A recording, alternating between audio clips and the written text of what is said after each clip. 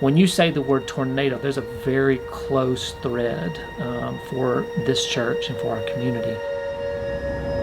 We had families who lost their home, families who had very damaged homes, families who still aren't back in their homes in a lot of ways. Nobody saw it coming.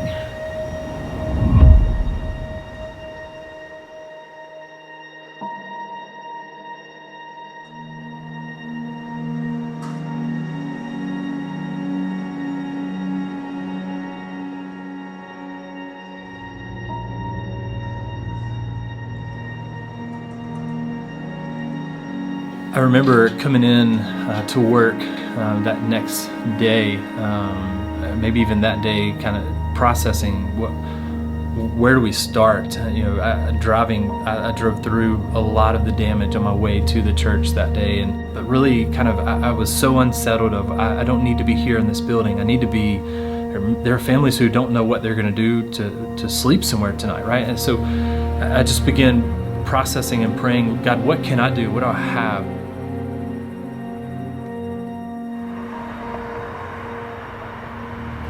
We all went to bed that night, and nobody had none of the forecasters called that one before it was so late, and we were all asleep. We see these things on television sometimes in other communities, but we really don't imagine that they would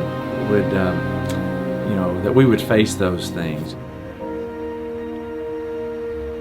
I can see those things. There's a smell there. There's all kinds of different images that pop to mind. And so when that happens in Nashville, you start reliving those things and understand, I know the impact that you're going through. I know how devastating this is. What can I do to help? What can I do to come alongside you? My name is Mary Jo Bauman. Currently, I am, I guess you call me the overseer, director of the food pantry, which we call the blessing room.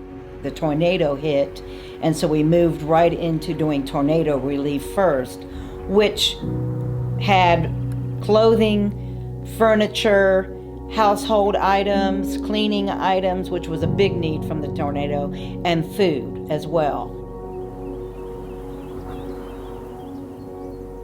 It became just a natural fit for people in our area to come to us for help.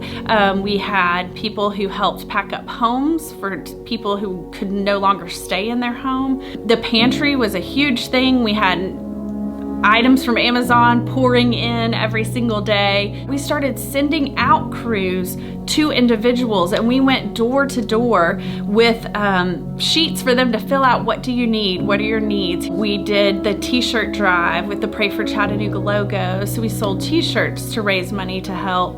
The primary role of the church is to try to meet the spiritual needs of the community. However, in order to do that, we need to be meeting physical needs as well. My involvement largely was with going out and meeting the public, doing damage assessments, finding out what the needs were there. When we were confronted with the aftermath of the tornado, we really had to pivot, but we did a lot of what we call case management, and that is working with people who are seeking help through telephone calls and email. Thankfully, we had some volunteers, especially from the faith communities, who were willing to do contactless delivery of food boxes. And we were never out there saying, hey, we're here for Woodland Park and we want you to know about our church. But it was incredible to see the influence and the impact of people who would say, why are you here? Why are you doing this? And for us to say, hey, we love Jesus, and we are thankful that we have some opportunity to help you. And so we want you to know the Lord loves you. And so many times we got to opportunities to share the gospel or to encourage people, and heard a lot of different stories of how that impacted people who had walked away from the church or who had a poor view of Christianity that saw the love of Jesus tangible in their front yard.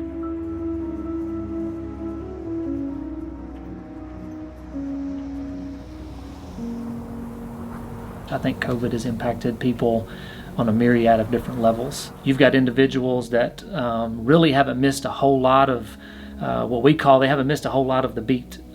They've just been inconvenienced. But you've also got individuals that have been majorly impacted. They've lost jobs.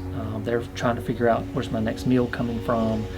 My kid's not in school. I can't teach them. And then you've got everybody in between. So I think on the individual side for our church, we've been trying to run that gamut of trying to be very sensitive of just what people are walking through. We've been surrounded by people in my personal life that have lost their mother, and we've known people who've lost loved ones from COVID. And I can say that for some of our kids here in our community, that, you know, they've known people are dying from COVID.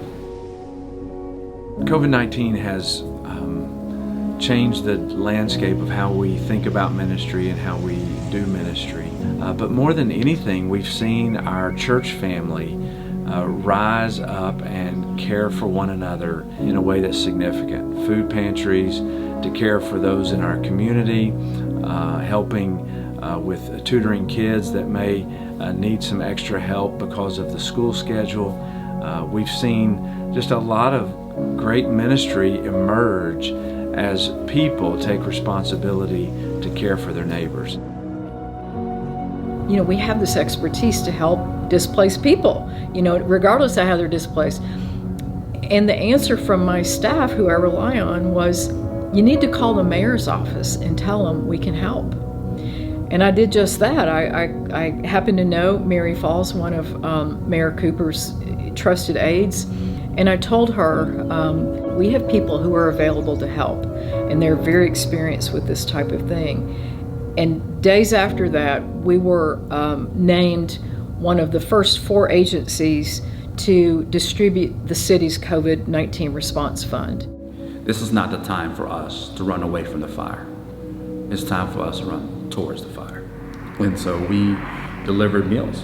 If I know somebody who's had COVID, I was able to deliver a gift card to a grocery store. If somebody needed a car so they can get to work, we were able to help purchase a car. It's good to see, like, we didn't slow down. We didn't stop, where many people could have. We can read the Bible and we can see in the Old Testament particularly, the people of God went through some really tough things, but God never forgot them. And God hasn't forgotten us. And He's not forgotten what He wants to do to redeem our community and to use the local church to be a megaphone of His grace and His goodness and of the hope that's found in Jesus alone.